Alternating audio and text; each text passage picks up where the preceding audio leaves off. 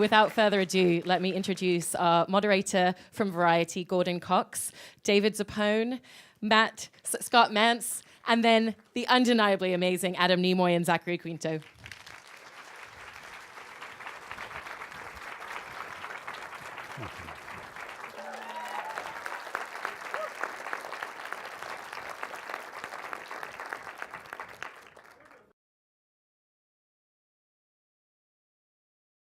It was initiated as an idea that I came up with in November of 2014 about just a Spock doc. And I approached my dad about doing a film that was just completely wall-to-wall about Mr. Spock, because I knew that the 50th anniversary of the original series was coming up, and I wanted to do something with him to kind of like celebrate that event. We had just made a documentary together, this documentary about his life growing up in Boston in the West End. And you know, it was a great bonding experience, and I had so much fun with him that I just wanted to kind of do it again, repeat it again.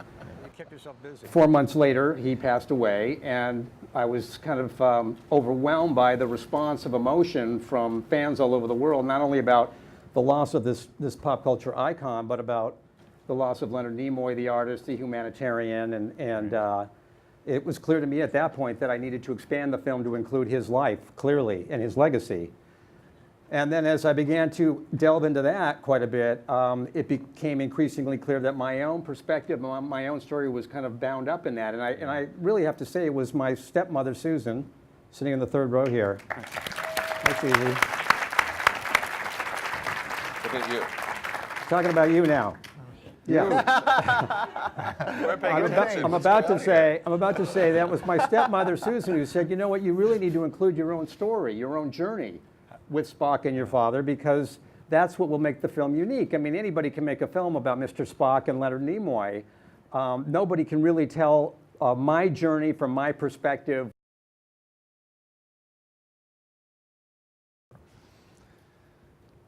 You? Me? Anyone. Anyone. Go ahead, Scott. Well, first of all, I've been a Star Trek fan since I was 6 years old. 1974. I mean, you know how far, you know how much Star Trek runs deep with me. I do. But it was the perspective of watching this film, the perspective of seeing it all into context, and the impact of Spock, but also Leonard's contribution. It was not just a job for him. This was something that was very, very personal. It was why he created the Vulcan salute, why it was a very, very special role for him, one that he did invest so much of his time in, and that did have an impact on his life and on his family. And that's what I discovered the most about it. And the way the movie really did complete the circle of life, by the end of the film, I didn't realize that the very last song was very special. Adam, who sang that last song during the credits?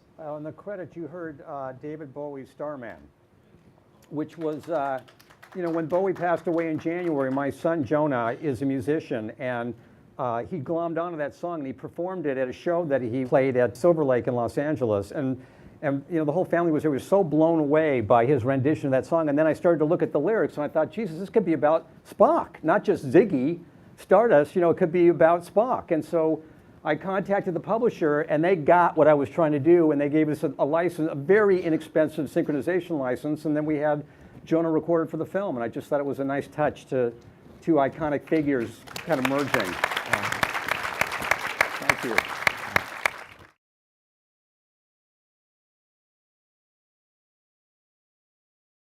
I think that the humanity in my version of it, in the version that we created in 2009 with JJ, I think it's a little bit more bubbling to the surface. And that was a choice, and we really talked about that, you know, this idea of the duality of the character internally.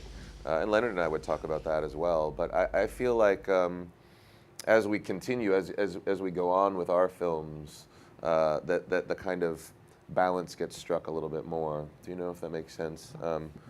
And yeah, I definitely, it resonates for me greatly. I think that part of what makes Spock so compelling is his humanity, even though it's sublimated in certain ways. Yeah, makes sense. Were you a Trekkie? Were you? I was How not. familiar with you? How familiar were Sorry. you with Spock when?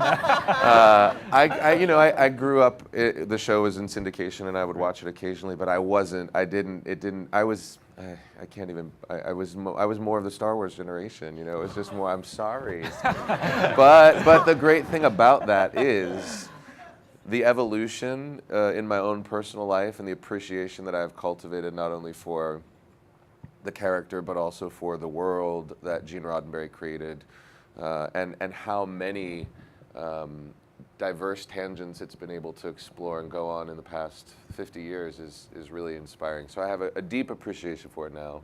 I am obviously a Trekkie. Moving forward. Yeah. Go ahead, Scott. When I was growing up, I grew up in a very sports-heavy household. I suck at sports. So I was an outsider. And when I first discovered Star Trek, I wanted to be like Captain Kirk. He's a man of action. He runs into the volcano shirtless to save the damsel in distress. But then as I discovered more about Star Trek, and because I was the outsider among my friends, because again, I was terrible at sports, I was like, no, I think I relate more to Spock, because Spock was the outsider. Right. And especially in episodes where he let loose with his emotion, because he wasn't in control, like in This Side of Paradise or The Naked Time, or especially, getting a little Trekkie here, but in Amok Time, when Spock is really trying to suppress his emotions because he's in the Pon farr, again, getting real Trekkie here. But I felt like Amok Time was Leonard Nimoy's finest hour portraying Spock because of that tightrope that he had to walk.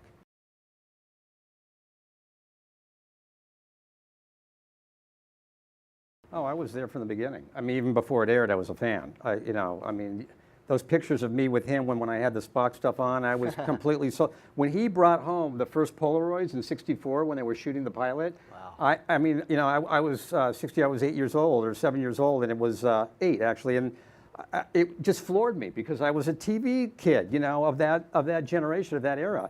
The reason why I had to stay away from the conventions was I had seen so much of this public hysteria towards my dad that it was like, enough is enough. I need to keep my own identity. I had issues with him, obviously. That was his thing. I really felt like I was walking in his shadow when I was in these kind of events with him, and there was all this mass adulation going on. It just didn't feel right to me.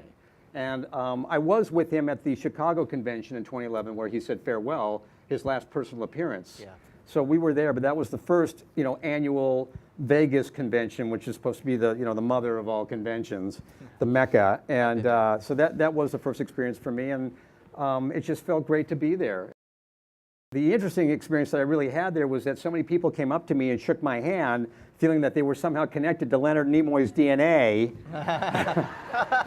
Which, I just felt it was just heartwarming to me in a way. And it was really helpful for me processing the whole morning of losing my dad, because I'm not alone. I've got this huge community of fans who were there with me, experiencing it with me. And that's really what the film is about. It's my gift to the fans to celebrate and to process the loss of my dad and Spock.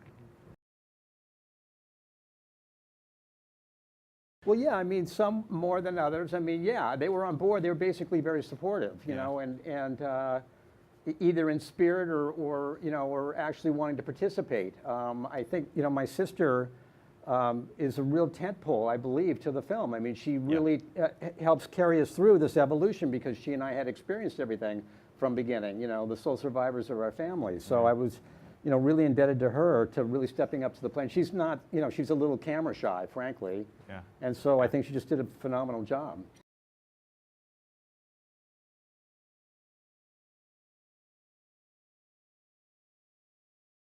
Not at all. I was stoked. I was like,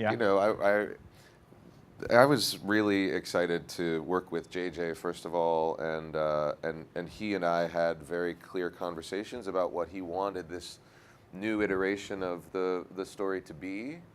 And people ask me often, like, oh, you must have been terrified, or it must have been really overwhelming or daunting. And I think the turning point was meeting Leonard and just like feeling entirely embraced and supported from the beginning. And, immediately, I would say, our connection evolved past, two actors playing the same character and developed into some really, really profound connection for me and for him, I think. But you know, it became something else. It became something more than just about playing a character that had already been created. It became about, you know, there were then all these like my own personal history and my relationship with my dad, like all these other things started to come into play over the course of, you know, I was in Leonard's life for like the last decade of it, so almost decade. But yeah, it's interesting that, you know, how it resonates for so many people in so many different ways. And When Go ahead, I review movies, I've been reviewing movies for about 18 years. But when Star Trek 2009 came out, so up until that point, whenever there was a new show, whether it was Next Generation or Deep Space Nine or Voyager or Enterprise, if the show failed or if it succeeded, no matter what, I had the original series, which was always my favorite show. But now, Star Trek 2009, you're messing with my boys. So I was really worried, and I remember when I saw the film on April 21st, 2009, at the Paramount, come on, he knows how deep it was with me. Yeah. And I just was so thrilled that it became its own thing. When they had the alternate timeline, they could go their own way, yet there was the presence of Spock Prime, or Nimoy, okay, and sort of like giving it his blessing. And that last moment when you and Leonard had that scene together, it just really it warmed my heart, because I felt like finally here's a film that's not just a great Star Trek movie, it's just a great movie, period. There's a picture of me in the mosaic at 8 years old doing this. I worked with William Shatner for many years and have done about 10 documentaries with him, and most of them on Star Trek. Right. And out of the blue, I had met Leonard several times, obviously being involved in Star Trek, and I got an email from him in 2014 saying, "Sir, perhaps a lunch would be useful going forward." And I fell out of my chair. I mean, this is Leonard Nimoy. I think I knew it was him. Right. And we started talking, and it was obvious this would be a dream project. Yeah. And he had such a clear vision. But what I was most fascinated by was his knowledge, not just or his passion about the filmmaking, but also the business. Right. And the economics of it and the licensing. I mean, he essentially quizzed me before I got the job. It wasn't that easy.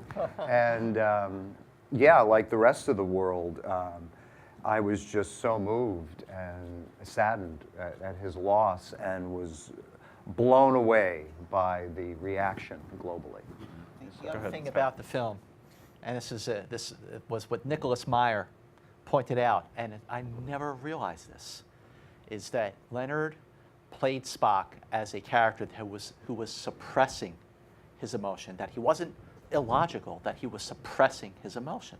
And I never realized that before, but the irony of this movie is that the character, Spock, who gave the appearance of being someone who was illogical, yet this movie is filled with so much genuine heart and emotion. And actually, I would love to know what you think your father would have thought about the film if he had seen it. Well, I think Zach, as Zach echoed backstage while we were getting mic'd up, I think he would have been very pleased and proud, because, you know, I mean, it's very difficult to cram a man's life into an hour and 45. It's very challenging. And, but you know, my dad taught me a lot about directing, which is really storytelling, and you have to stick to the theme. We had a goal and objective, and when we stayed very specific, like he said, he was very specific with his character and his character choices for Spock. We had to be very specific about what it was that we were trying to convey in the film, because we had to wade through so much material. I mean, hours of footage and interviews and the still photographs. And, you know, I mean, a lot of times these documentaries end up with an initial 3-hour cut, which we never had, because because we were really trying to stay true to the message that we were trying to get across. And a lot of things got left on the cutting room floor, unfortunately, and people were always saying, well, what about this, what about that, what about Fringe, what about Catlow, what about this, you know, Can you give us an what about yeah, actually, Vincent, what about the, Great. I Am Not Spock book, what about the poetry book? I mean, it goes on and on and on, because he's a man of tremendous artistic hunger and to express himself. But I think that he would be pleased that I think we got to the essence of what it is that we set out to do. Absolutely.